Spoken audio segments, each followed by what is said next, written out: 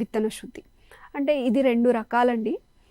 మనము విత్తనానికి పట్టించి విత్తన శుద్ధి చేసుకోవచ్చు. అంటే ఏ రకమైన మనము మందులు ఎంచుకోవాలి అంటే, మనము రసాయనిక మందులు ఉన్నాయండి. దాంట్లో చూసుకున్నట్లయితే మొదటగా కార్బెండజిమ్ అనే శిలీంద్రనాశినితో మనము కార్బెండజిమ్ చూసుకున్నట్లయితే ఒక కిలో కుసుమ విత్తనానికి 3 గ్రాముల కార్బెండజిమ్ మనము శిలీంద్రంతో విత్తనానికి పట్టించి మనము ఏదైనా గంజి లేదా బెల్లం లాంటి ద్రావణంతో మనకు విత్తనాలు తడిసేలాగా చేసుకొని మనకు కార్బనిజం అనే మందుని కేజీకి 3 గ్రాములు తీసుకోవటం వలన తీసుకొని బాగా కలిపి విత్తనాన్ని నీడలో ఆరబెట్టాలి.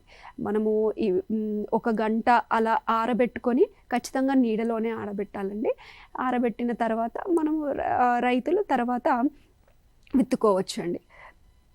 తర్వాత నెక్స్ట్ వచ్చేసి కార్బనిజంతోనే కాకుండా మనకు ట్రైకోడర్మా అనే శిలీంద్రనాశిని కూడా కనిపిస్తుందండి.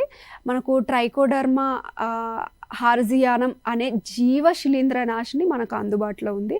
ఇది గనక మనము ఒక కేజీ విత్తనానికి 8 నుంచి 10 గ్రాములు తీసుకొని మనకు ముందు చెప్పిన విధంగానే మనకు ఏదైనా ద్రావణం తీసుకొని విత్తనాలకు బాగా పట్టించి మనము ఒక నీడలో ఒక గంట పాటు ఆరబెట్టుకొని మనం విత్తుకోవచ్చండి.